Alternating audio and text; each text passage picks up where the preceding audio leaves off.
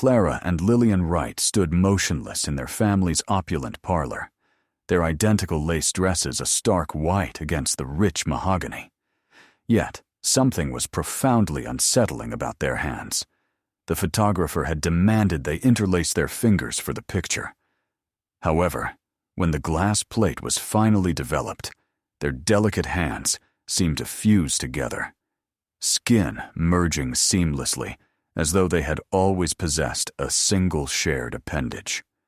More than 2 decades later, after Clara vanished without a clue from their joint bedroom, Lillian would confide in investigators a claim that froze their blood, insisting her twin sister remained directly next to her, and that she could perceive Clara's pulse echoing within her own hand.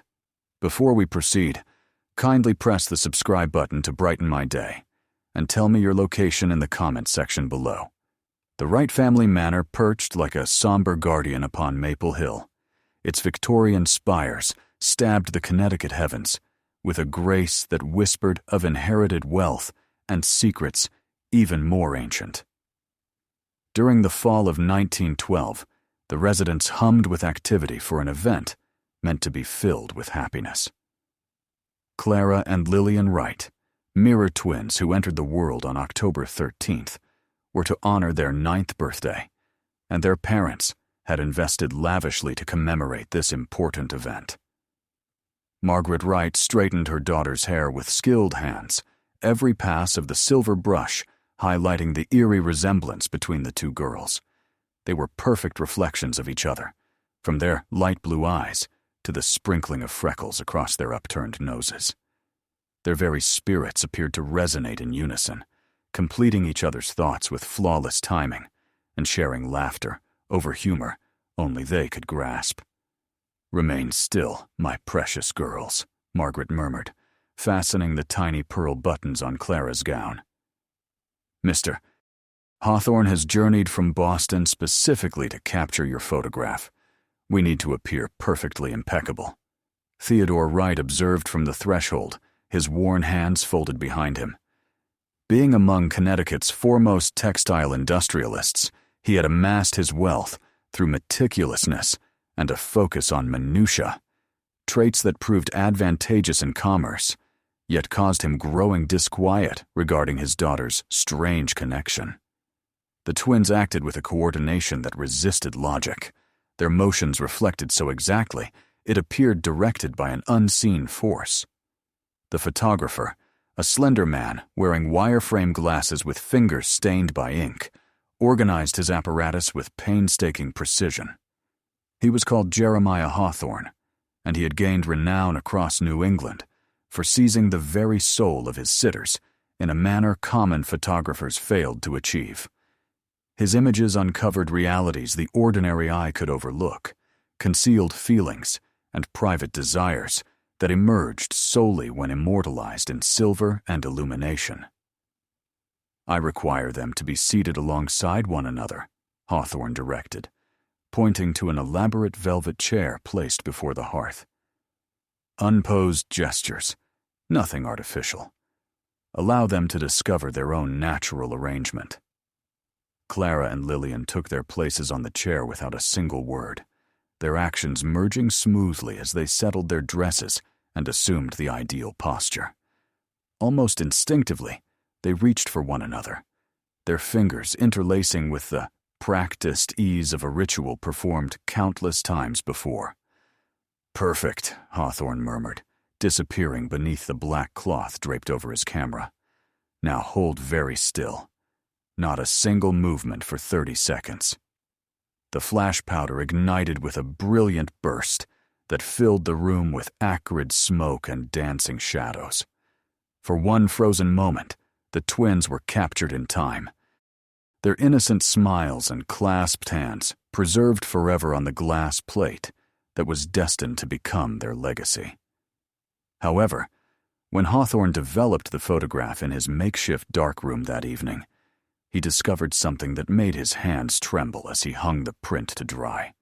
The image showed Clara and Lillian exactly as he remembered them, their faces serene and identical, their white dresses perfectly arranged. Yet their hands, which he distinctly recalled seeing interlaced in the traditional manner, appeared fused together in the photograph, not merely clasped, but merged, as if the flesh of one twin flowed seamlessly into the other. Hawthorne cleaned his spectacles and examined the negative again, certain he had made some technical error. The glass plate showed the same impossible detail. The twins' hands were joined not by choice, but by what appeared to be a physical connection. Their fingers blended into one continuous appendage belonging to both girls simultaneously.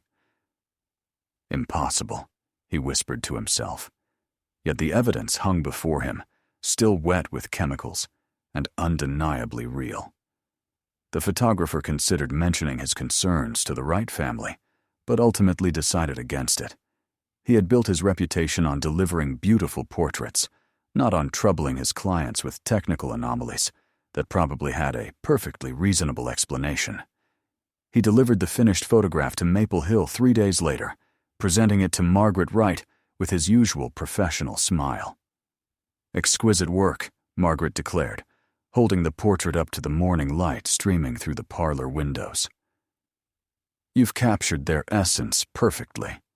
Theodore examined the photograph more closely, and his businessman's eye was immediately drawn to the peculiarity of his daughter's joined hands.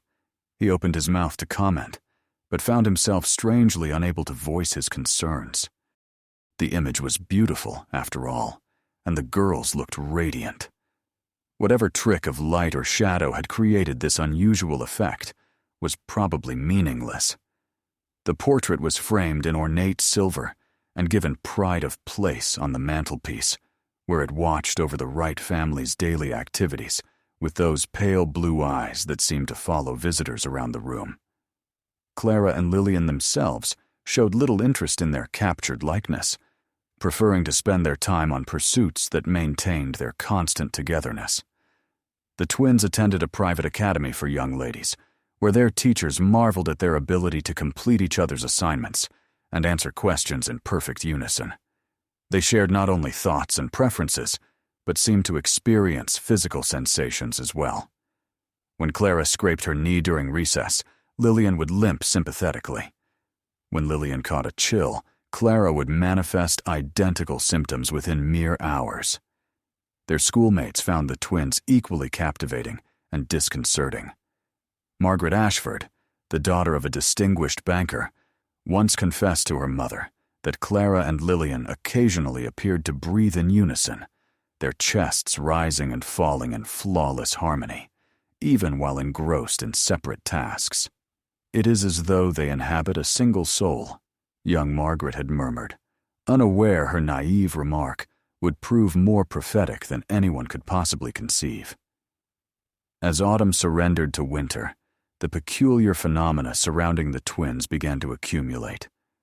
Domestic staff recounted strange incidents they attributed to childish mischief, occurrences which Theodore and Margaret found progressively harder to rationalize. Books would be discovered open to the identical page in separate rooms, as if both girls had been reading in tandem. Paired footprints appeared in the snow outside their bedroom window, yet the twins were invariably found safely tucked in their beds each morning. Most disquieting of all was the manner in which Clara and Lillian seemed to converse without uttering a word. They would exchange looks across the dinner table and suddenly laugh at some private jest that remained incomprehensible to everyone else. They could predict each other's desires with preternatural accuracy, Clara offering a handkerchief the very instant Lillian's eyes began to moisten, or Lillian retrieving Clara's most cherished book moments before her sister voiced the desire to read it. Dr. Harrison Fletcher, the family physician, examined the girls during their routine winter checkup and detected nothing physically unusual in either child. Their heartbeats were robust and regular, their reflexes normal, their development progressing precisely as anticipated for girls of their age.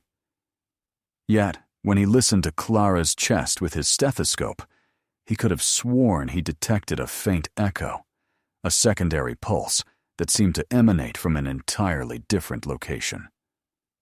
remarkable children, he informed Theodore upon concluding his examination.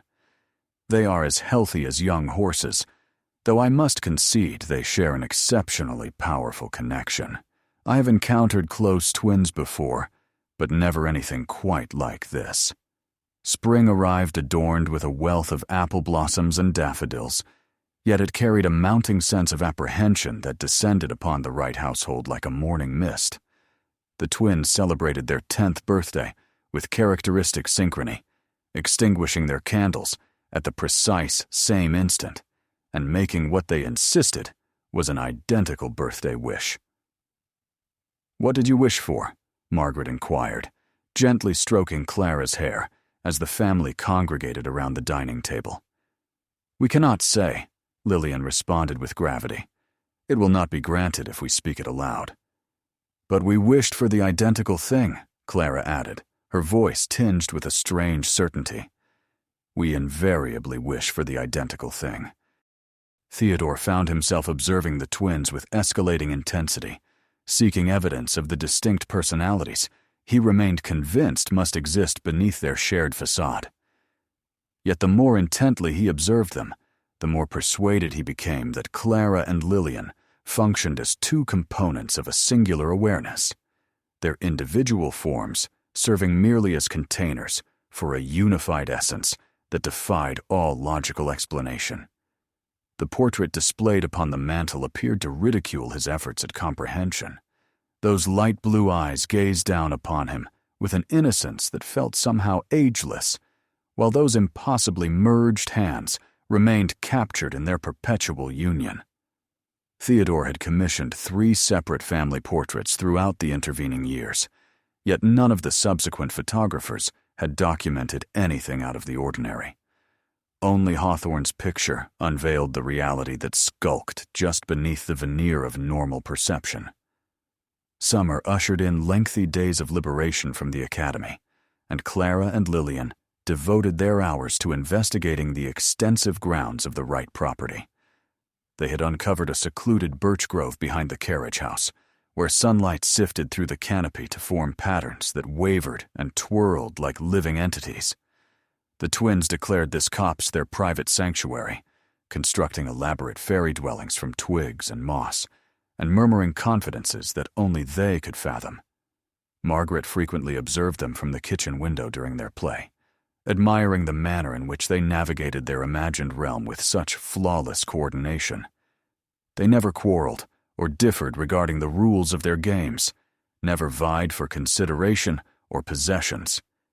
They were in every conceivable aspect 2 physical forms partaking of a single consciousness. But as summer matured into autumn, nuanced alterations began to surface in the twins' conduct. Clara, historically the marginally more sociable one, grew progressively silent and remote. She would gaze into emptiness throughout meals, her utensil halted midway to her lips as though heeding utterances inaudible to others. Lillian, in the meantime, appeared to become more vivacious, her laughter turning boisterer and more recurrent, her gestures acquiring an overstated nature that her parents found somehow artificial. "Are you quite all right, my dear?"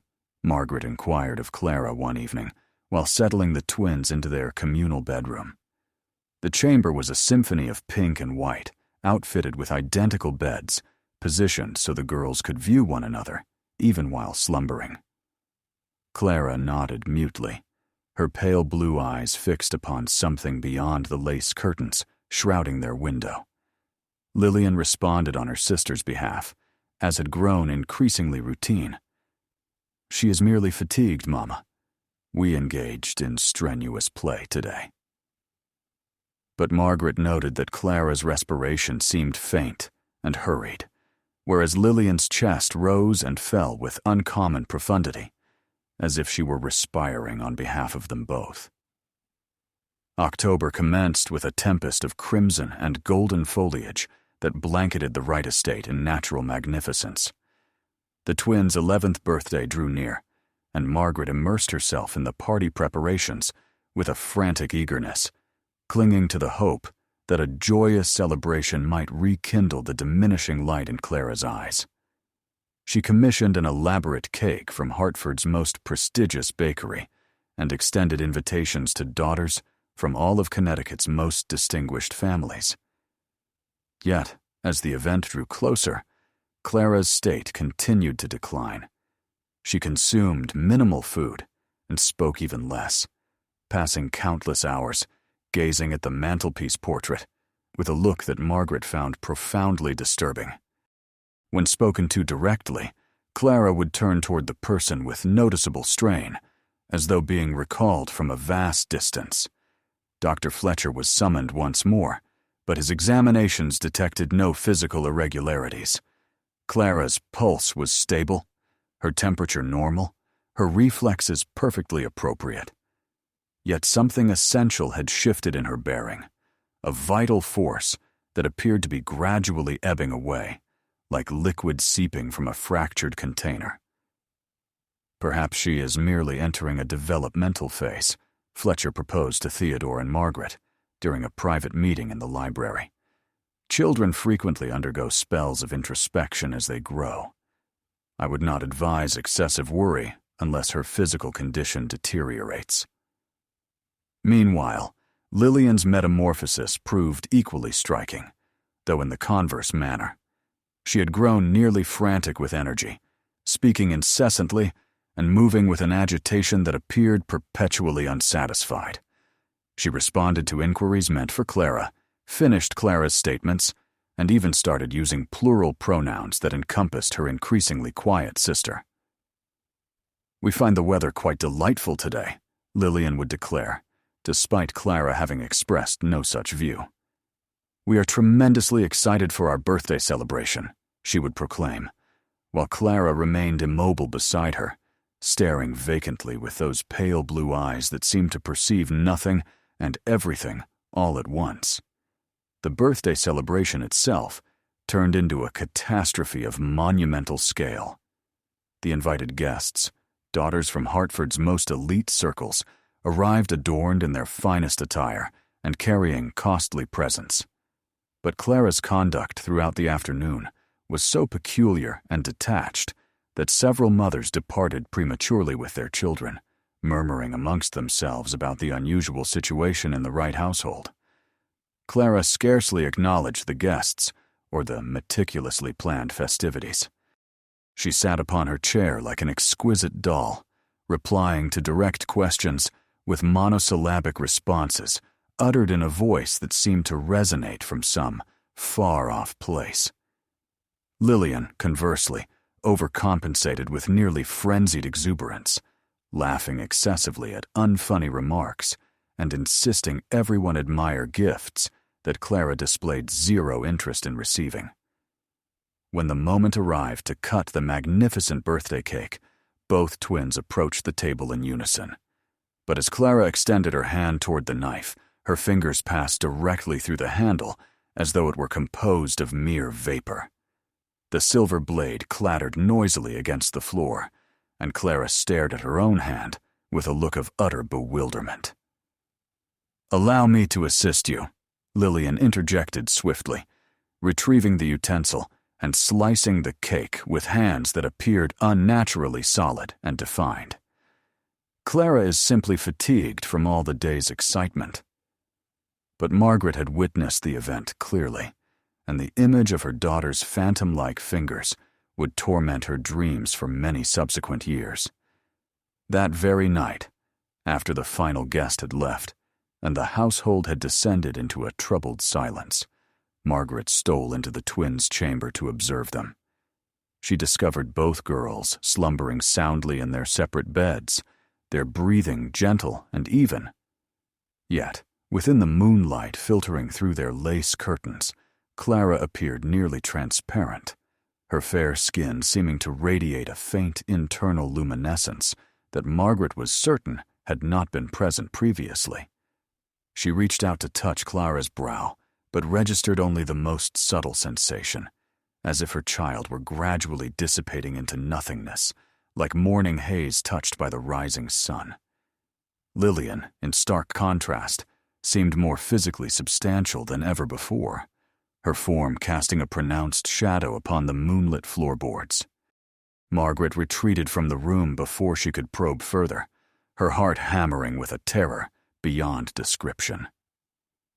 November ushered in the first hard frost, and with it arrived a crisis that demolished the Wright family's meticulously constructed illusion of normality. Clara had grown so incorporeal, she could no longer lift items heavier than a single feather, could no longer leave impressions in the soft garden soil, and could no longer project a reflection in any mirror or window pane. And yet she remained visible, a phantom of her former self who drifted through the home's corridors like a memory-given form. Lillian, meanwhile, had acquired an almost preternatural vigor. She demonstrated strength inappropriate for an 11-year-old girl, exhibited greater alertness, and felt more tangibly present in every conceivable aspect. She consumed enough nourishment for 2 individuals, slept profoundly and without dreams, and emitted an energy that caused even the domestic staff to unconsciously orbit her presence. Theodore employed a succession of specialists from Boston and New York, men of science who examined Clara with their instruments and hypotheses, but could provide no explanation for her state. They declared her physically sound, while simultaneously admitting her condition defied all medical comprehension. Some proposed she suffered from an exceedingly rare neurological disorder. Others speculated about psychological trauma or developmental irregularities. Not one of them mentioned the apparent truth that Theodore and Margaret were too terrified to articulate aloud, that Clara was not vanishing due to illness. She was disappearing because Lillian was somehow consuming her, pulling Clara's vital essence into her own being through the mysterious bond that had connected them since their birth. The portrait upon the mantelpiece appeared to validate this dreadful hypothesis. What had once seemed merely unusual now exposed itself as prophetic. The twins' hands in the photograph were not simply clasped, they were merged, connected in a manner that implied one consciousness inhabiting 2 bodies rather than 2 separate individuals choosing to make contact. December arrived with a blanket of snowfall that covered the Wright estate in immaculate white. But within the house, darkness was steadily coalescing. Clara had grown so ethereal that she could scarcely sustain a physical form for longer than brief intervals. She would flicker in and out of perceptibility, like a photographic image gradually reversing its development, her voice diminishing to a thread-like whisper, and her touch becoming as weightless as the brush of a butterfly's wing. Lillian endeavored to uphold the facade of normalcy, carrying on dialogues with her progressively spectral sister and involving Clara in pursuits. The fading twin was no longer physically capable of executing, yet the pressure was starting to manifest in Lillian's own conduct as well. She would occasionally halt in the middle of a phrase and tilt her head as though heeding another's speech. She would formulate replies to inquiries that had not been voiced aloud and react to observations audible only to her. "Clara believes we ought to wear our blue dresses today," Lillian would proclaim at the breakfast table, despite Clara having remained completely silent. "Clara wishes to express gratitude for the beautiful flowers," she would inform Margaret, while Clara sat utterly still in her chair, her pale blue eyes fixed upon some faraway point. Margaret started to suspect that Lillian was not merely speaking on Clara's behalf, but rather transmitting her sister's waning essence through her own increasingly predominant identity. The demarcations separating the twins were eroding, with Lillian surfacing as the prevailing consciousness, and Clara receding into an entity that was partly recollection, partly reverberation, and partly phantom. On the evening of December 20th, Margaret awakened to the murmur of voices emanating from the twins' chamber. She stole down the corridor and pressed her ear against their door, overhearing what seemed to be a fervent dispute between her daughters. But as she listened more attentively, she discerned that both vocalizations originated from the identical source. Lillian was conducting a discussion with herself, yet employing two separate vocal mannerisms. One voice was unmistakably her own, lucid and forceful. The other constituted a flawless imitation of Clara's increasingly airy tone, incorporating her sister's unique speech rhythms and characteristic phrases. "You cannot continue resisting this," Lillian declared in her natural voice. "We were always destined to be united, always a single entity feigning duality." "I desire to retain my own self," the response came in Clara's voice, even though Margaret could discern only one silhouette moving within the moonlit bedroom. "I wish to remain distinct. I yearn to retain my reality." "You are real," Lillian countered, alternating between vocal tones with unsettling fluidity. "You exist within me. We attain reality together. Is that not superior to existing in solitude?" Margaret retreated to her own chamber, too appalled to intercede in the profound psychological drama unfolding between her daughters. She discovered Theodore standing at their bedroom window, gazing out upon the snow-blanketed landscape with a countenance of complete hopelessness. "She is nearly gone," he uttered softly without turning. "Our Clara is nearly gone, and I possess no knowledge of how to rescue her." Margaret joined him at the window pane, her reflection merging with his upon the frost-encrusted glass. "Perhaps rescue is beyond our capability," she murmured quietly. Perhaps this outcome was always destined to occur. They remained standing together in silence, observing the snowfall enveloping the estate that had once served as their family haven and was now transforming into Clara's sepulchre. Christmas morning dawned gray and frigid, with ice sheathing the windows and a biting wind clattering the shutters. The Wright family assembled in their parlor for what each member understood would be their final Christmas together, though none dared voice this painful truth aloud. Clara was now scarcely perceptible, a mere shimmer in the air that occasionally condensed into the faint suggestion of a young girl in a white nightgown. Lillian unwrapped presents for both of them, exclaiming over gifts with an ardor that seemed calculated to offset her sister's absence.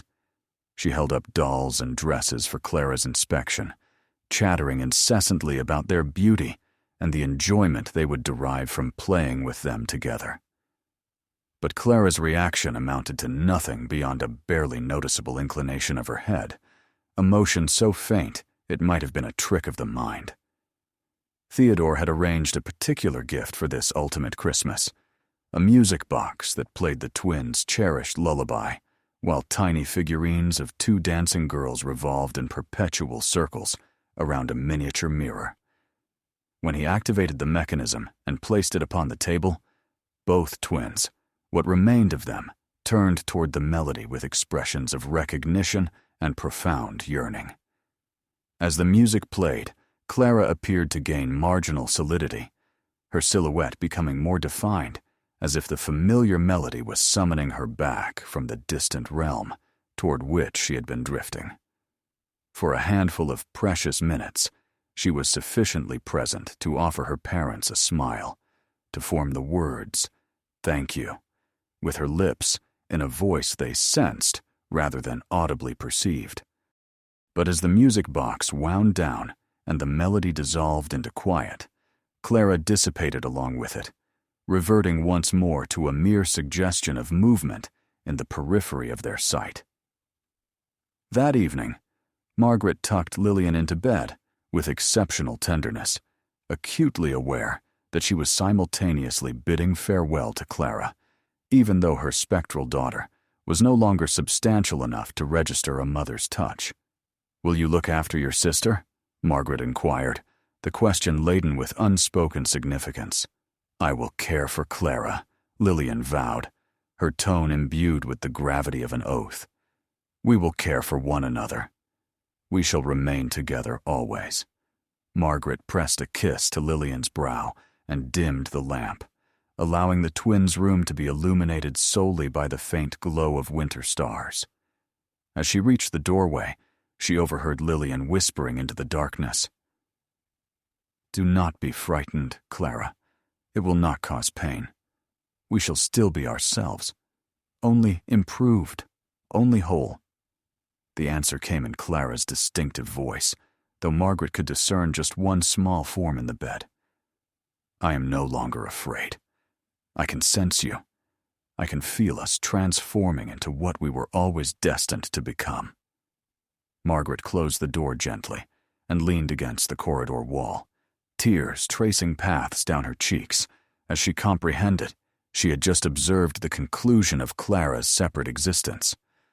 When dawn broke, they discovered only Lillian in the bedroom, sitting upright in bed with a look of deep tranquility.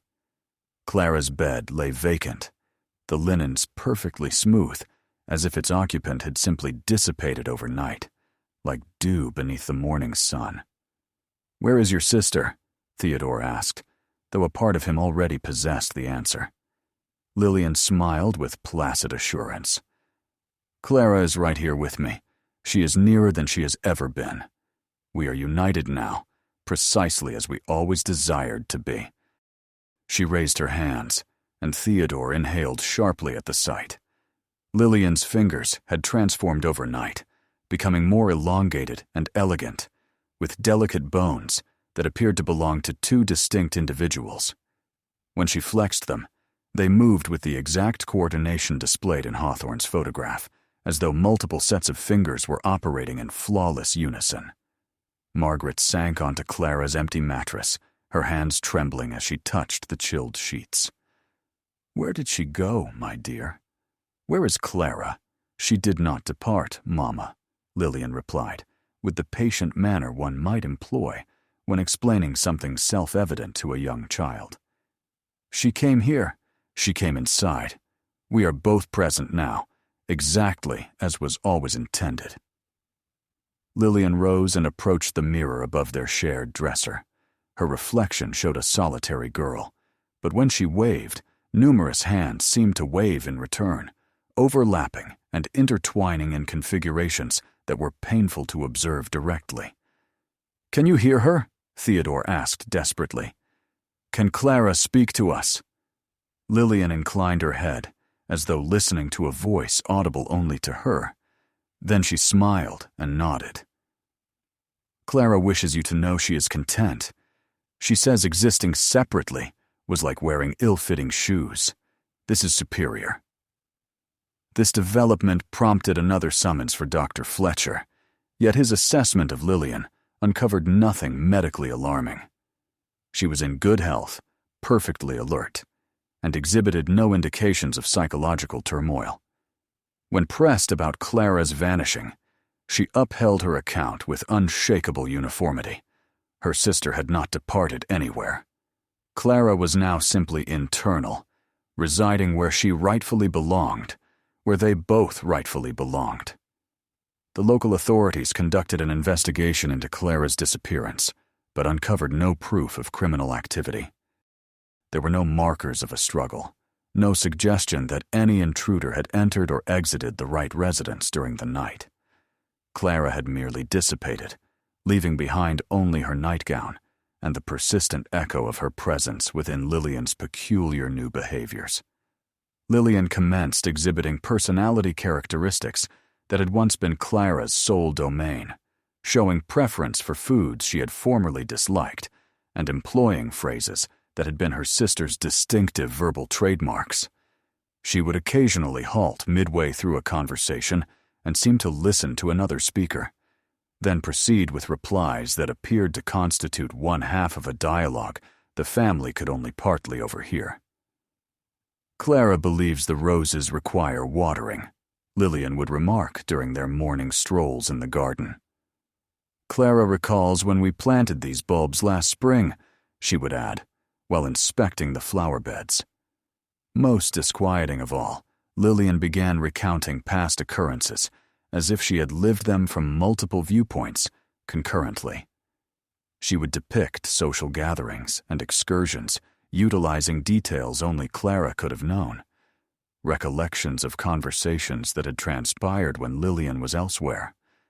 The portrait on the mantelpiece evolved into an object of fascination for the transformed Lillian. She would stand before it for extended periods, scrutinizing the image of her former self with an intensity that rendered Margaret profoundly uneasy. At times, Margaret was certain she could discern two distinct expressions flickering across Lillian's countenance as she contemplated the photograph, as though two separate individuals were gazing back at their captured past from behind the same pair of pale blue eyes. Winter deepened into a cold that seemed to permeate the very foundations of the Wright house. The domestic staff whispered among themselves regarding strange events that defied logical interpretation. They recounted hearing two distinct sets of footsteps in the hallway after dark, though only Lillian was ever visible traversing the corridors. Kitchen personnel noted that food prepared for a single child would be consumed as if by two people, yet they ever only served one plate.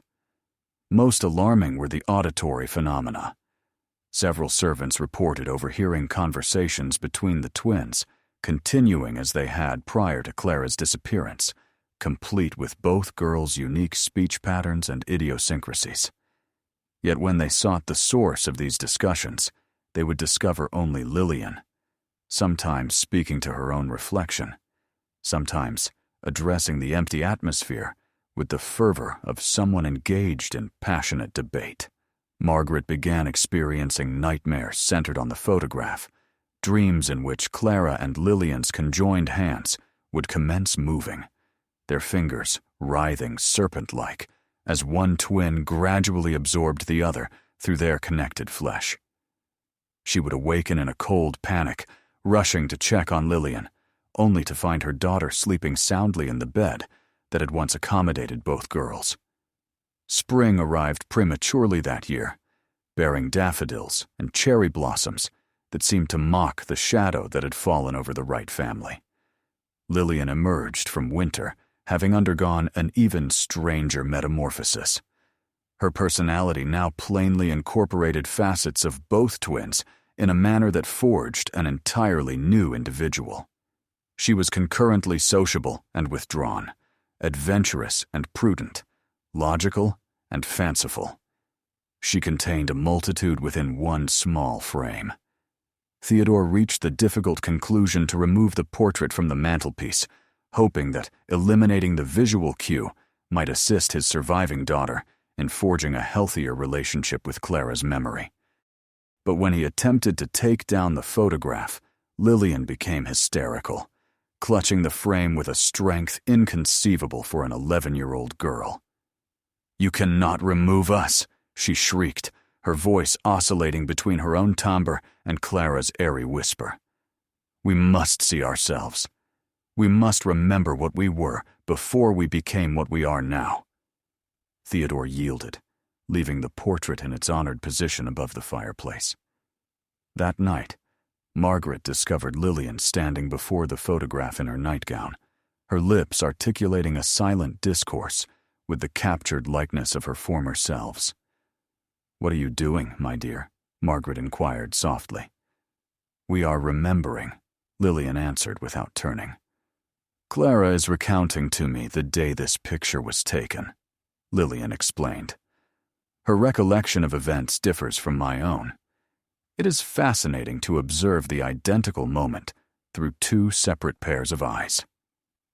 Margaret studied her daughter's reflection in the glass protecting the portrait. For a fleeting instant, she felt certain she saw two faces gazing back at her, superimposed like a double-exposed photograph, yet sufficiently distinct to be recognizable. Then Lillian turned around, and there was only one child standing in the moonlight, though her smile seemed to contain more joy than any single individual could possibly contain. Summer introduced new challenges as the Wright family wrestled with adapting to their profoundly altered circumstances. Lillian's conduct continued to develop in manners that implied the coexistence of two separate personalities inhabiting one physical form. She would engage in lively debates with herself, examining decisions from numerous viewpoints and occasionally arriving at compromises that satisfied neither facet of her intricate nature. Margaret enrolled her daughter in a different private academy, hoping a fresh environment might encourage Lillian to cultivate a more unified identity. However, the instructors and pupils at St. Mary's School for Young Ladies found her equally disconcerting as those at her previous establishment. Lillian would finish assignments that appeared to demand knowledge she couldn't logically possess. Furthermore, she demonstrated an eerie capacity to be virtually in 2 locations simultaneously, or at the very least to be aware of occurrences in other sections of the school while she was verifiably elsewhere. "It is as though she possesses vision in the back of her skull," remarked Miss Patterson, Lillian's mathematics teacher. "She invariably knows when other scholars are cheating or acting inappropriately, even when her focus seems entirely directed at her own tasks."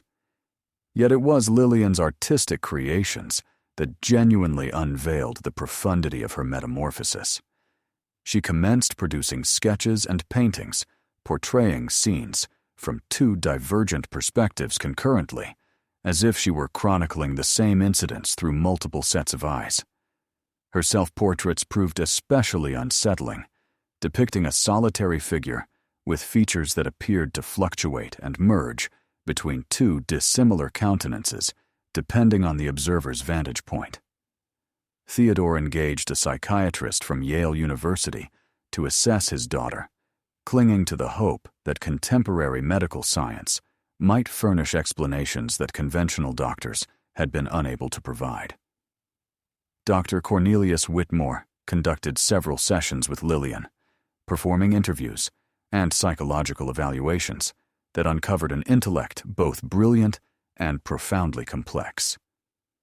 "Your daughter displays indications of what we might classify as a dissociative phenomenon," Whitmore clarified, for Theodore and Margaret during a confidential consultation. Nevertheless, her situation diverges markedly from conventional manifestations of this condition. Instead of exhibiting clear-cut, alternating personalities that sequentially govern her behavior, Lillian appears to have assimilated 2 distinct identity streams into one consolidated consciousness. It is rather as if she has acquired the ability to process thought with 2 minds operating in parallel. Margaret leaned forward in her seat, her hands clasped tightly together in her lap. "Is she unwell, Doctor? Can this condition be treated?" Whitmore removed his spectacles and polished them thoughtfully. "I would not precisely characterize Lillian as unwell. Her cognitive abilities are extraordinary. Her emotional growth appears robust, and she demonstrates impressive intellectual capacities. If anything, her distinctive psychological framework might be viewed as an adaptation rather than a pathology. The pertinent question is not whether she can be cured, but whether a cure would be desirable or even feasible." "But what of Clara?" Theodore insisted. "Our other daughter simply vanished. Surely that indicates some manner of psychological rupture or trauma." "According to Lillian's account," Whitmore replied with measured care, "Clara didn't vanish. She became integrated. From a clinical viewpoint, it is plausible your daughters shared such a profound psychological connection that, when confronted with an unidentified stressor, one personality essentially merged with the other as a coping mechanism. The outcome is what we observe today, a singular individual who incorporates characteristics of both original personalities." Margaret felt tears gathering in her eyes. "So, Clara is truly gone. She's not returning." "I believe Clara continues to exist," Whitmore stated gently. "But not in the form you recall. She lives now as a component of Lillian's expanded consciousness. They have evolved into something entirely novel, neither entirely Clara nor entirely Lillian, but a synthesis that embraces the finest qualities of both."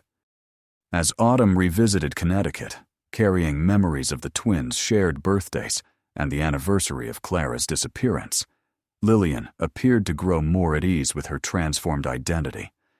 She ceased using plural self-references and began speaking of Clara as a treasured memory instead of a constant companion. Yet, nuanced indications of her dual nature persisted for those observant enough to notice.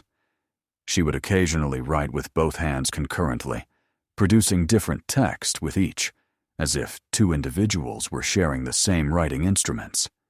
She exhibited preferences that seemed to oscillate between Clara's tastes and Lillian's original leanings, enjoying foods and pursuits that satisfied both facets of her being. Most remarkably, she appeared to possess memories belonging to both twins, recounting events only Clara could have witnessed with the same vividness and detail as those from Lillian's personal history. The portrait on the mantelpiece became a source of solace rather than perplexity for the transformed girl. She would examine it during tranquil moments, her expression serene and reflective, as though communicating with her former selves and discovering wisdom in their eternal union.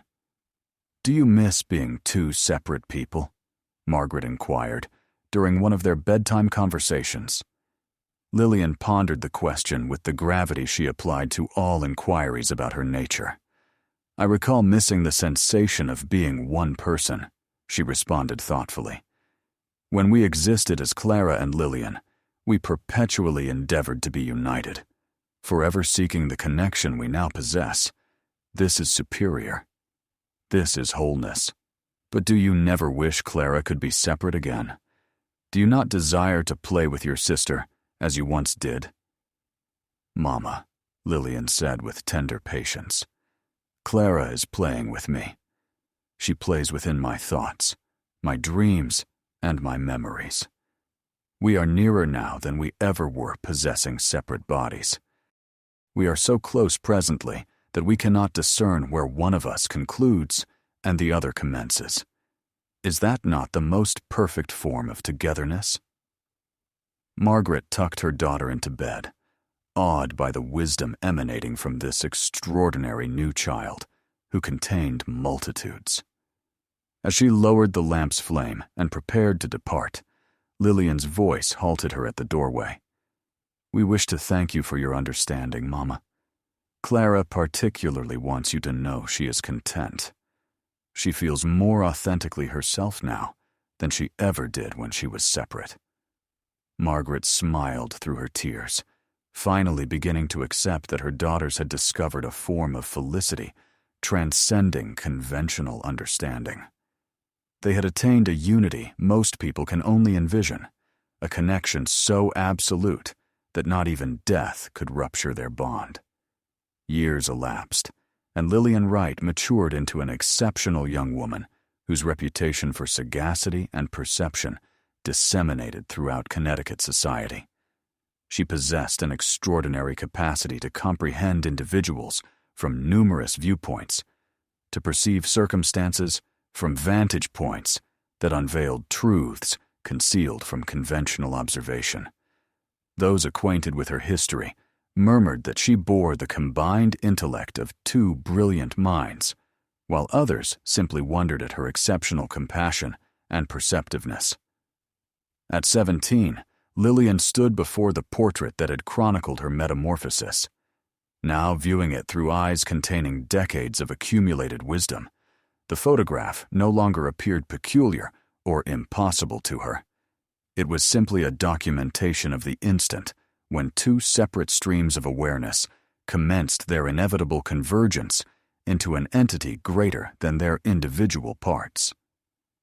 She had matured into a beauty that seemed to encompass multiple ideals of feminine grace.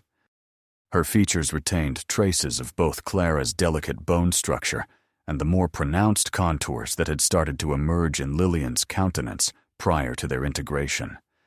Her pale blue eyes held depths that hinted at vast internal landscapes, as though entire universes existed behind her gaze. Margaret, now silvering at the temples, yet maintaining her elegance in middle age, observed her daughter with a blend of pride and residual perplexity. The woman Lillian had become defied every expectation she had cherished regarding child development and maturation. Rather than selecting a solitary path through existence, Lillian appeared to traverse multiple trajectories concurrently, reaching determinations that satisfied intricate internal negotiations between different facets of her being. "I've been contemplating marriage," Lillian declared during breakfast one morning, her statement causing Theodore to nearly inhale his coffee. "Marriage," Margaret repeated, setting her teacup down with unsteady fingers. "To whom, my dear?" "Jonathan Ashworth has been calling with some frequency," Lillian replied thoughtfully. "He is considerate and clever, and he finds my particular nature intriguing rather than alarming.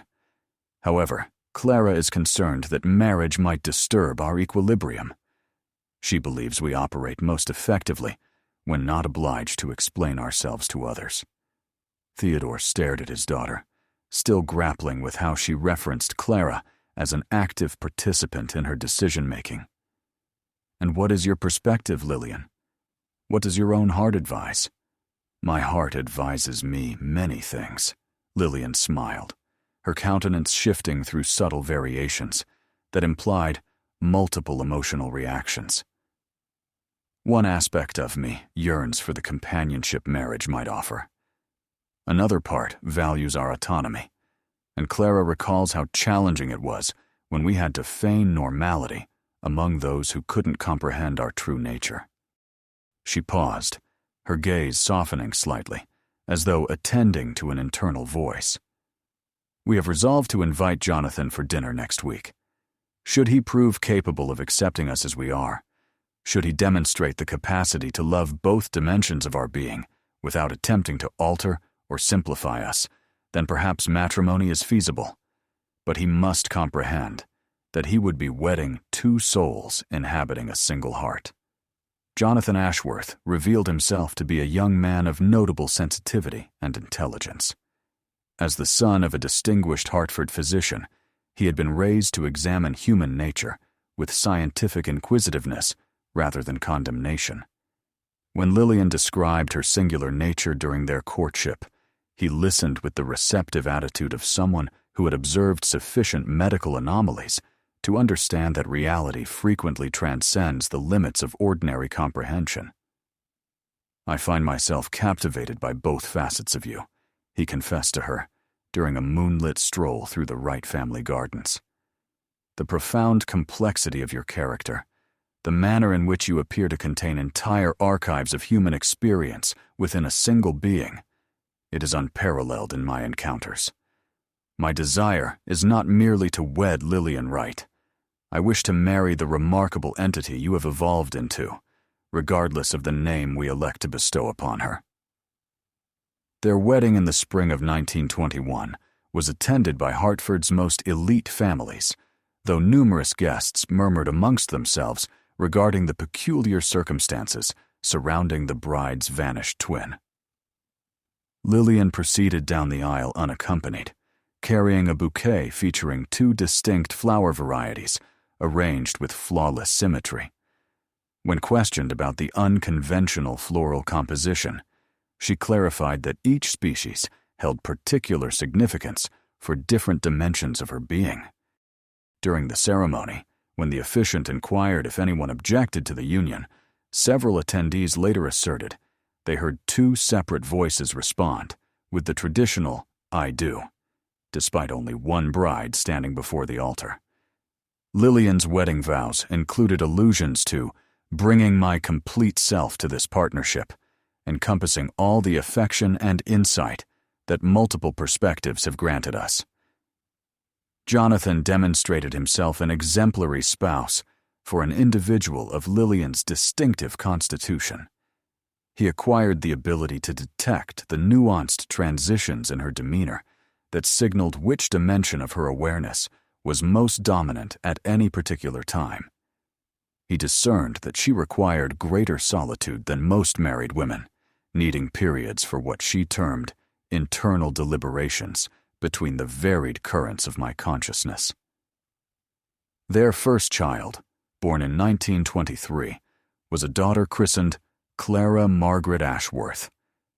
The infant possessed her mother's pale blue eyes and exhibited an uncommon alertness for a newborn, as though perceiving the world through multiple strata of awareness.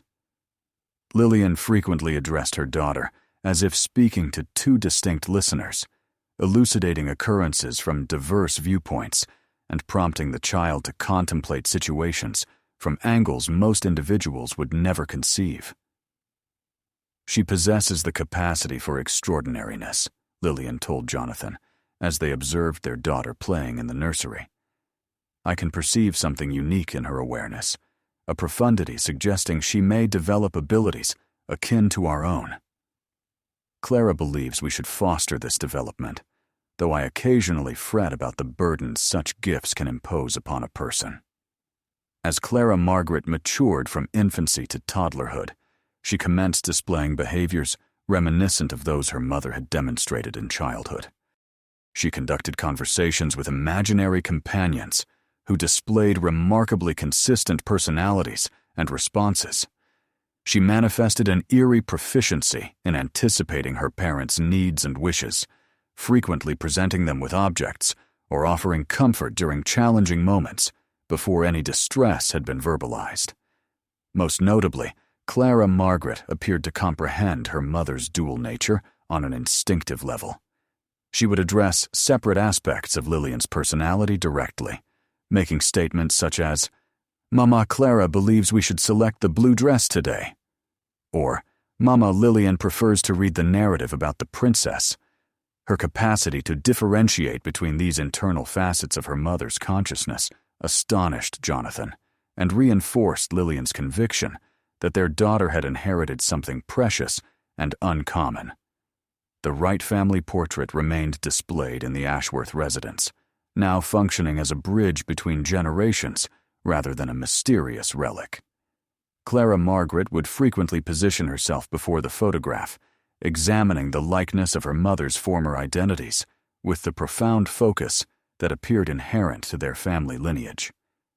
"Tell me about the time when you existed as two persons," she would request during their evening conversations.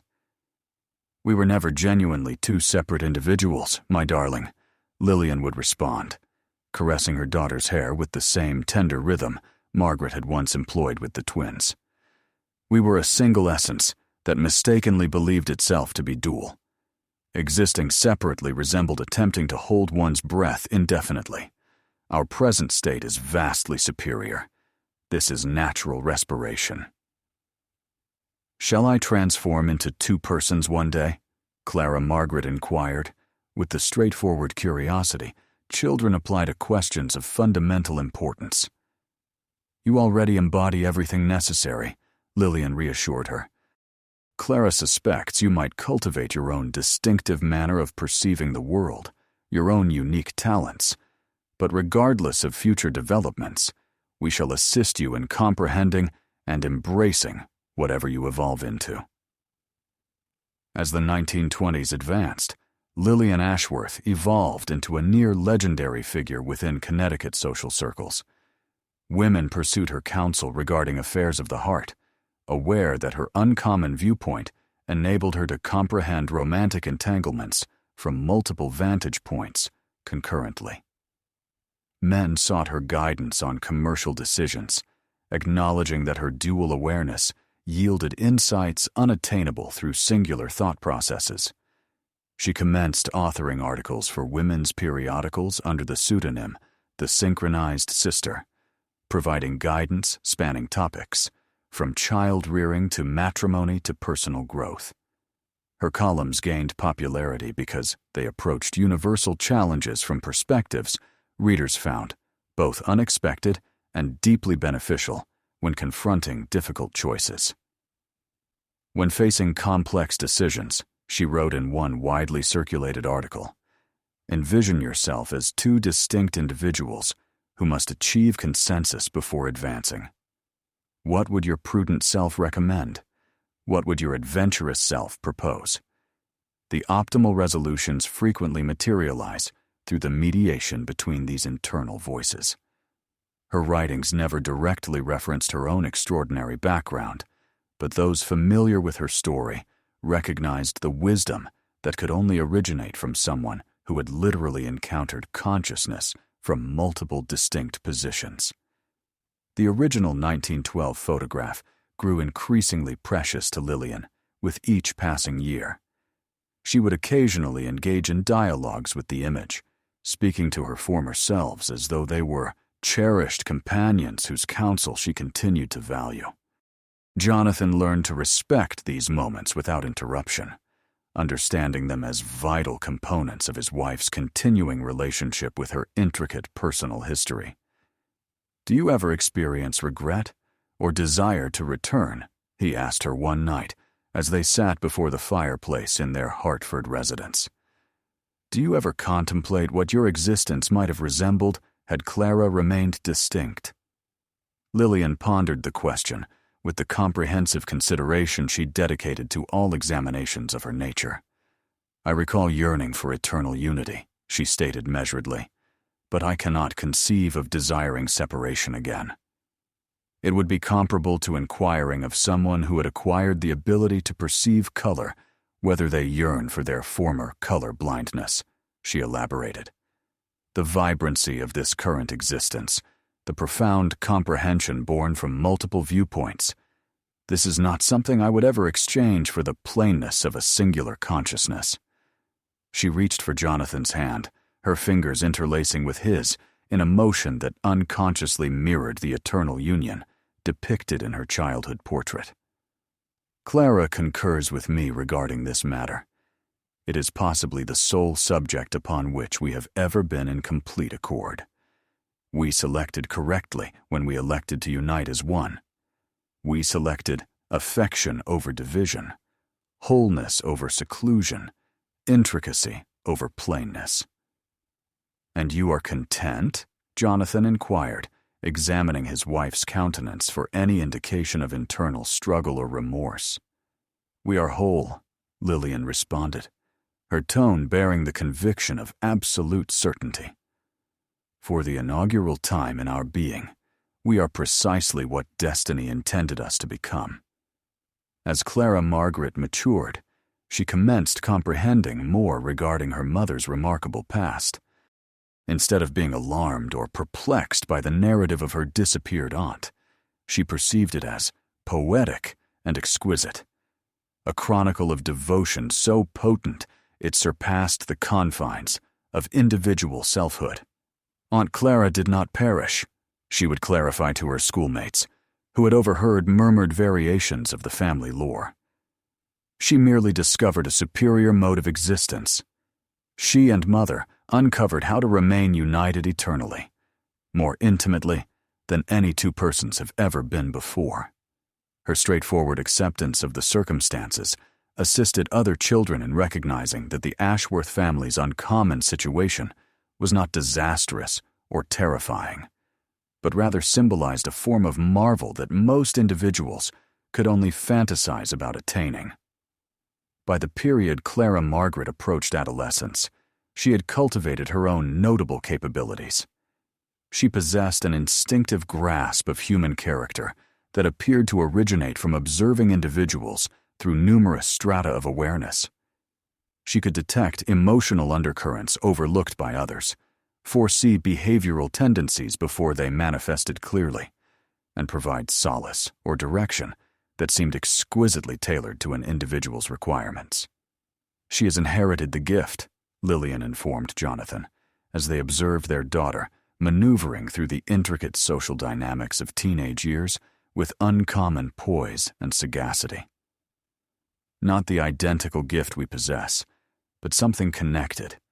She perceives others in the manner we perceive ourselves, as intricate beings, housing multiplicities rather than straightforward personalities with singular drives." Clara Margaret initiated maintaining a diary wherein she documented her reflections on human nature revelations that read as if composed by a far more mature and seasoned individual. Her writing demonstrated a grasp of psychological complexity that astounded even the adults who perused her work. "Individuals believe they desire straightforward solutions," she recorded in one entry. "Yet simple solutions never appease complicated inquiries. The most exquisite truths encompass contradictions, just as the most captivating individuals contain multiple personas that do not perpetually harmonize with one another.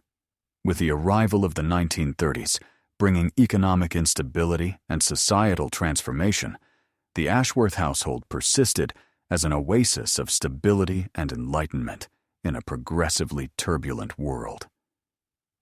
Lillian's distinctive outlook proved exceptionally valuable during arduous periods, as she could comprehend both the hopeful and despairing perspectives dividing public sentiment and identify common ground that appeased numerous factions.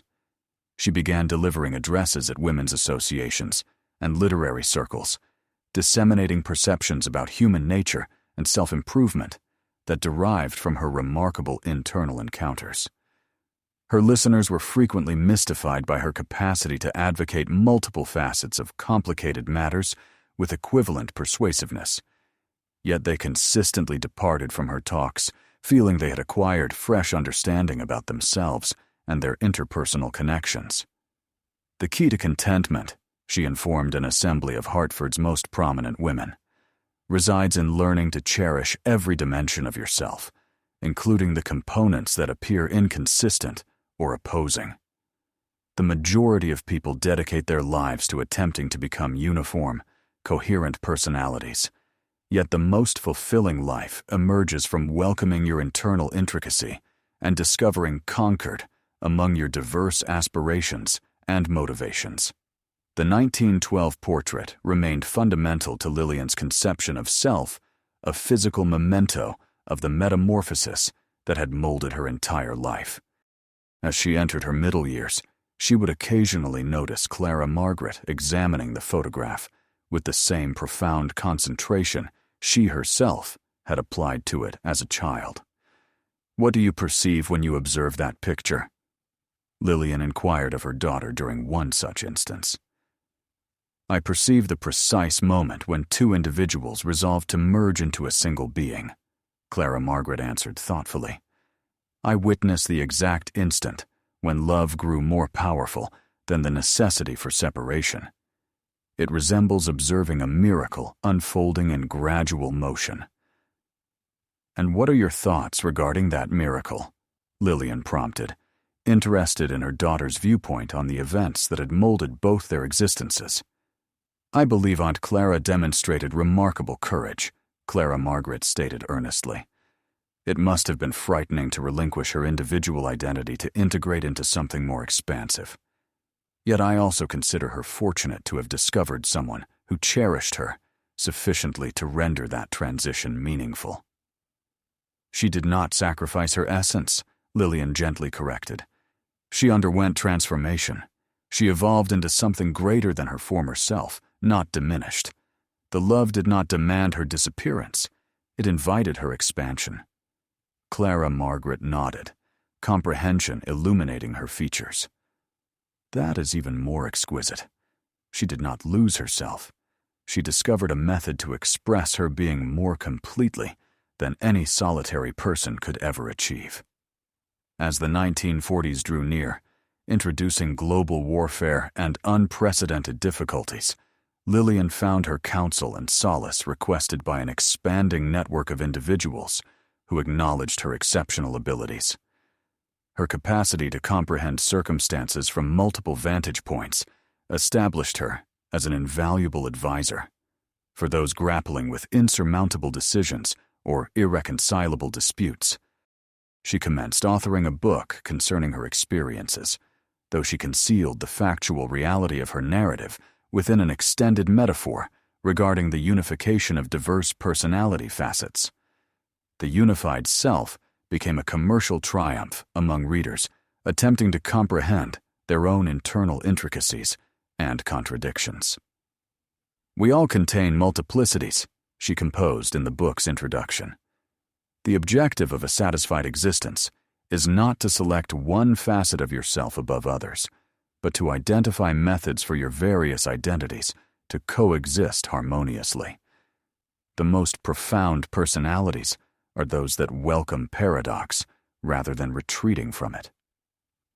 The book's accomplishment attracted national recognition for Lillian, though she prudently avoided disclosing the literal truth of her personal metamorphosis. She recognized that most individuals were unprepared to accept the reality of her situation, yet they could profit from the wisdom her circumstances had imparted. Clara Margaret, now a young woman of exceptional perception and empathy, began assisting her mother with correspondence from readers seeking personalized guidance. Collaboratively, they responded to numerous letters from individuals wrestling with questions of identity, relationships, and self-development. "Your mother has transformed my existence," wrote one appreciative correspondent. "Her comprehension of human psychology appears almost preternatural. It is as though she can peer into individuals' very essences and comprehend precisely what they require to hear. She preserved my marriage," wrote another. "My spouse and I were prepared to separate, convinced our differences were too great for our relationship to endure. Your mother assisted us in realizing that our distinctions were actually our most significant asset, that we could cherish one another more fully by embracing rather than attempting to alter our opposing natures." As Clara Margaret prepared to depart for university, she and her mother engaged in numerous discussions regarding the future and the obligations accompanying their family's unique inheritance. "Will you disclose the reality of your nature to others?" Clara Margaret inquired, while organizing her possessions for her journey to Radcliffe College. "The complete truth is too vast for most individuals to embrace," Lillian responded contemplatively. "However, we can disseminate the insights that reality has imparted to us.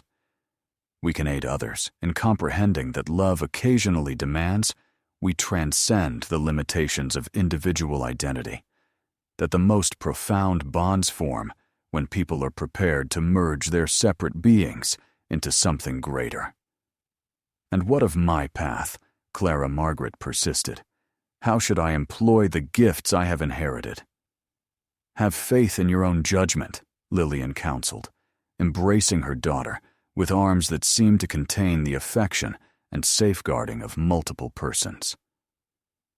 "Clara and I both maintain that you will identify your own distinctive manner of contributing to the world. You need not replicate our transformation, but you can utilize our acquired wisdom to assist others in discovering their individual routes to wholeness."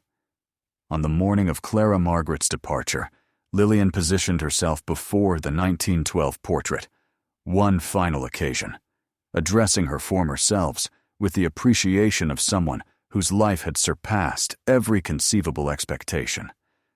"Thank you," she murmured, to the depiction of two girls whose united hands had foretold a future neither could have envisioned. "Thank you for possessing the bravery to evolve into what love necessitated. Thank you for demonstrating that the most significant metamorphoses occur when we cease resisting our destined path and commence welcoming what we might become." The photograph remained soundless, but Lillian felt certain she detected approval emanating from those pale blue eyes that had overseen her family for generations. Clara and Lillian Wright had discovered their ideal resolution, not in death or separation, but in a unity so absolute it had generated new potential for human connection and comprehension. As Clara Margaret's train receded from Hartford Station, transporting her toward a future brimming with limitless possibility, Lillian Ashworth walked homeward through avenues that had observed her entire extraordinary journey. She was no longer the perplexed child who had wrestled to understand her dual nature, nor the terrified girl who had witnessed her sister gradually vanish. She was precisely what she had always been destined to become, a living monument to love's capacity to overcome every apparently insurmountable barrier. The twins from 1912 smiled guilelessly from their eternal portrait, their hands perpetually joined in a union that had prophesied not catastrophe, but victory, not deprivation, but the most absolute form of discovery any spirit, could aspire to attain. By learning to love one another unconditionally, they had uncovered how to love themselves. And through that revelation, they had discovered a serenity that would endure throughout all the remaining years of their remarkable unified existence. Yet the narrative of the Wright twins was far from concluded. As decades advanced into the 1950s and subsequent years, their heritage would influence lives in manners neither Clara nor Lillian could have conceived during their youth on Maple Hill. The photograph that had once appeared merely unusual would evolve into the foundation of an enigma that would captivate academics, psychologists, and paranormal researchers for generations forthcoming. Dr. Cornelius Whitmore, the Yale psychiatrist who had assessed Lillian during childhood, never forgot his encounter with the extraordinary girl who seemed to harbor two complete personalities within a singular consciousness. As his professional trajectory advanced, and he emerged as one of the nation's foremost authorities on dissociative conditions, he would frequently allude to the Wright case in his lectures and scholarly publications, though he meticulously obscured identifying particulars. "I once treated a patient," he would inform his graduate students, "who had accomplished something our discipline deems theoretically unattainable.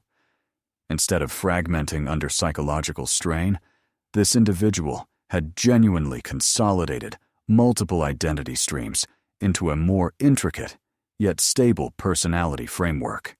It contested all our established knowledge regarding the boundaries of human consciousness." Whitmore's academic treatises on integration versus dissociation became influential within psychiatric communities. Though he never disclosed that his theoretical framework originated from his observations of a single remarkable case, he maintained correspondence with Lillian throughout her adulthood, recording the long-term stability of her unique psychological configuration and marveling at her sustained capacity to function not merely adequately, but exceptionally within society. "You remain among the most psychologically sound individuals I have ever encountered," he wrote to her in 1953. "Your integration appears to have generated a personality structure that is more resilient and adaptable than typical singular consciousness. Rather than being diminished by internal contradiction, you seem to be fortified by internal variety." Meanwhile, Clara Margaret's collegiate years at Radcliffe proved transformative in ways that astonished even her exceptionally perceptive mother. The young woman's inherited talents for comprehending human nature captured the notice of her psychology professors, who recognized in her an intuitive understanding of mental processes that surpassed what conventional academic instruction could impart. Professor Eleanor Hartwell, an innovative scholar in the budding discipline of interpersonal psychology, took Clara Margaret under her guidance and encouraged her to pursue advanced studies. "You possess an almost preternatural ability to comprehend how individuals think and feel," she informed her promising pupil. "I have never met anyone who can so rapidly pinpoint the fundamental causes of psychological conflicts or forecast how people will react to various therapeutic methods." Clara Margaret's senior thesis, titled "The Multiplicity of Self: Exploring Internal Dialogue and Personality Formation," became mandatory reading in several graduate psychology curricula. Though she composed it as a theoretical examination of how individuals develop complex interior worlds, those acquainted with her family history recognized the personal encounters that shaped her scholarly perceptions. "Every person contains multiple potential identities," she wrote in her conclusion. "The objective of psychological wellness should not be the eradication of internal contradiction, but the harmonious unification of diverse personality facets. The most profound human experiences emerge from successful mediation between different internal voices, each contributing distinct viewpoints to the continuous discourse of consciousness." Her work attracted consideration from research establishments nationwide, and she received fellowship proposals from Harvard, Yale, and Johns Hopkins. However, Clara Margaret elected to return to Connecticut, accepting an appointment at a compact yet esteemed institute for psychological investigation, where she could continue her studies of awareness and identity while remaining near her extraordinary mother. The 1960s introduced social turmoil and cultural change that created fresh opportunities for comprehending the type of consciousness integration Lillian embodied. The decade's focus on expanding awareness and investigating alternative mental states rendered individuals more receptive to concepts regarding identity fluidity and the potential for transcending conventional psychological boundaries. Lillian found herself increasingly pursued by intellectuals, artists, and spiritual explorers who sensed she possessed wisdom about the essence of consciousness that extended beyond academic hypothesis. Her Hartford residence evolved into an informal salon where authors, philosophers, and investigators would assemble to deliberate questions of identity, creativity, and the unexplored potential of human awareness. "She possesses a quality I can only describe as wholeness," wrote novelist Patricia Highsmith after participating in one such gathering. "Most individuals appear to be pursuing something external to themselves, some absent component that will render them complete. But Mrs. Ashworth radiates the contentment of someone who has discovered everything she sought, not in the exterior world, but within the boundless depths of her own being." The original 1912 photograph became an object of captivation for visitors to these assemblies. Individuals would scrutinize the image for extended periods, attempting to comprehend how the camera had captured something that appeared to defy physical laws. Some asserted they could perceive the moment of transformation suspended in time, the instant when two separate souls commenced their voyage toward unity. Art historians and photography specialists were invited to examine the portrait, seeking evidence of double exposure, darkroom alteration, or other technical explanations for the unusual appearance of the twins' conjoined hands. Yet every analysis verified the photograph's authenticity. An unmodified image that had somehow captured a reality conventional understanding could not clarify. "The hands do not merely appear to be in contact," observed Dr. Marcus Fenwood, a specialist in 19th century photographic methods. "They appear to be occupying identical physical space, manifesting as both distinct limbs and a singular, uninterrupted form. It is as though the camera recorded an event occurring on a plane beyond ordinary physical existence." Clara Margaret, now Dr. Clara Margaret Ashworth, and an esteemed researcher in her own capacity, commenced collaborations with various scientific institutions to investigate instances of unusual consciousness phenomena. Her distinctive personal history and inherited sensitivity to psychological intricacy rendered her exceptionally valuable in assessing individuals who reported experiencing states of awareness that surpassed ordinary perception. She documented cases of persons who described temporary episodes of consciousness, expansion moments, when they sensed their individual identity merging into something more vast and complete. While none of these instances approached the permanent metamorphosis her mother had undergone, they implied that the Wright twins' experience might constitute an extreme manifestation of a more universal human potential.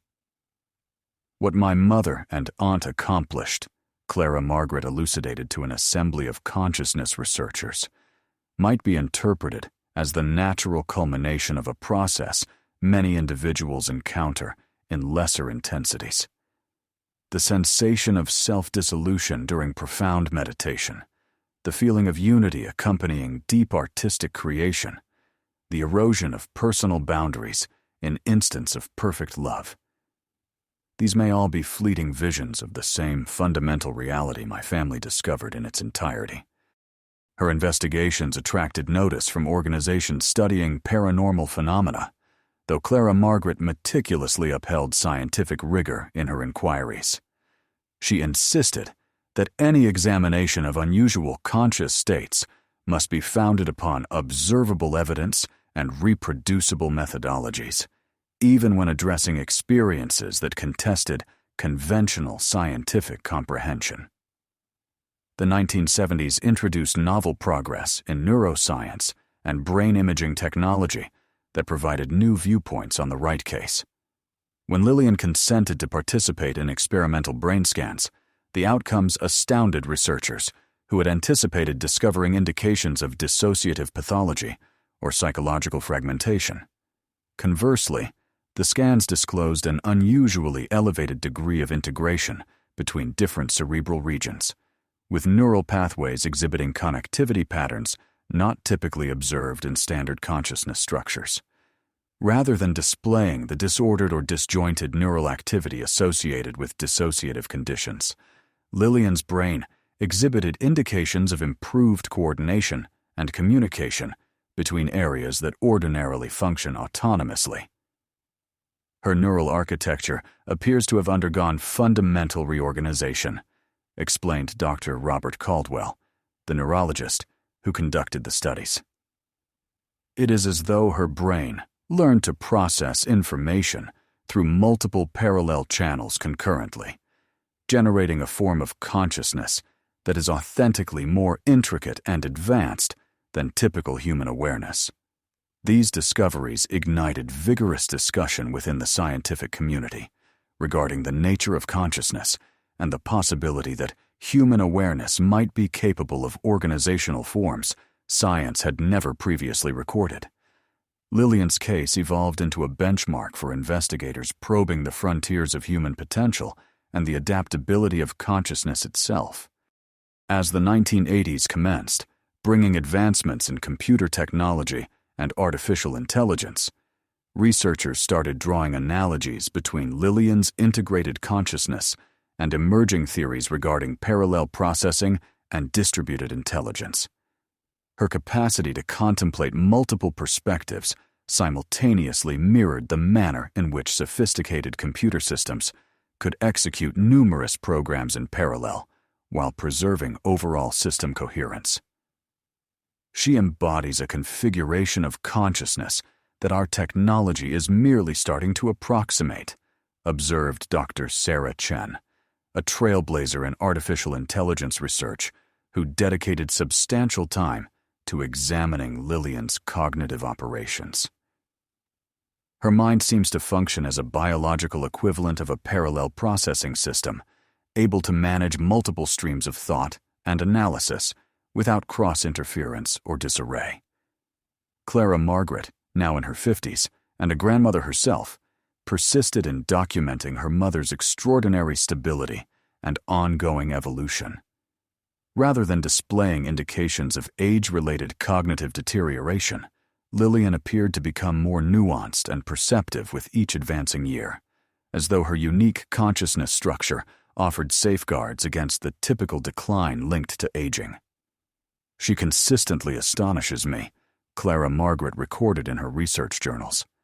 At 75, she exhibits cognitive adaptability and emotional intelligence, surpassing what I witness in individuals half her age. It is as though the integration that transpired during her childhood established a form of awareness that grows more robust and resilient with time instead of diminishing. The original portrait remained pivotal to comprehending Lillian's transformation, acting as a visual reference point for investigators attempting to grasp the ramifications of her situation. Innovative photographic analysis methods uncovered additional intricacies that prior examinations had overlooked, including subtle alterations in the twins' facial expressions that appeared to capture two distinct emotional conditions simultaneously. The photograph seems to chronicle not merely a physical irregularity, but a psychological transition, noted Dr. Emma Rothschild, a specialist in visual anthropology who devoted months to scrutinizing the image. Upon careful inspection of the twins' countenances, one can perceive evidence of two different personality arrangements, as if the camera seized the instant when separate identities commenced, merging into an entirely new entity. As the 1990s introduced fresh comprehension of genetics and heredity, researchers initiated inquiries into whether the Wright family's uncommon characteristics might possess a biological foundation. DNA analysis of the family lineage disclosed specific genetic markers connected to heightened neuroplasticity and unusual patterns of cerebral development, suggesting the twins' transformation may have been enabled by inherited biological predispositions. Clara Margaret's own children, now adults with families of their own, exhibited varying levels of the psychological sensitivity that had typified their grandmother and great-aunt. While none realized the complete integration that had transmuted the original twins, several demonstrated remarkable capacities for empathy, intuition, and comprehending intricate human relationships. "The gift appears to be heritable," Clara Margaret remarked, "though it manifests uniquely in each generation. Instead of undergoing the dramatic metamorphosis that characterized my mother's generation, her descendants seem to inherit enhanced, yet more conventional forms of psychological insight and emotional intelligence." The Wright family narrative had evolved into a legend transcending academic spheres, inspiring artists, authors, and spiritual seekers who perceived in Lillian's transformation a symbol of love's capacity to overcome every boundary that appeared insurmountable. Books, films, and documentaries investigated diverse facets of the case, though most emphasized the romantic and mystical components rather than the scientific implications. As the new millennium approached, Lillian Ashworth had become one of the most extensively documented instances in the records of consciousness research. At 93, she remained intellectually acute and emotionally dynamic, a living testimony to the potentials existing beyond conventional understanding of human awareness and identity. "I have experienced numerous lifetimes within this single existence," she reflected, during an interview for a documentary concerning unusual consciousness phenomena. "The integration that occurred in my childhood did not restrict my experience, but amplified it exponentially. I have been enabled to love more profoundly, understand more thoroughly, and contribute more significantly to the world because I learned to welcome complexity rather than escape from it." The portrait from 1912 had become an emblem, replicated in innumerable academic publications, books, and articles regarding the enigmas of human consciousness. Yet for Lillian herself, it remained what it had always been, a straightforward record of the moment when two affectionate sisters discovered their connection was more powerful than the confines of individual identity. Standing before the photograph in her Hartford residence, now encircled by decades of research and documentation concerning her unique situation, Lillian could still perceive Clara's voice as distinctly as on the day they merged into one. Their conversation persisted across the years, an eternal discourse between facets of herself that had learned to cherish one another so utterly that separation had become inconceivable. The twins of 1912 smiled innocently from their frame, their clasped hands, a covenant that had been honored for nearly 9 decades. They had uncovered that love, when total and unconditional, could transmute not merely relationships, but the essential nature of existence itself. By selecting unity over separation, they had generated something unprecedented in human experience, a form of consciousness that would continue to inspire and challenge understanding for generations yet to arrive.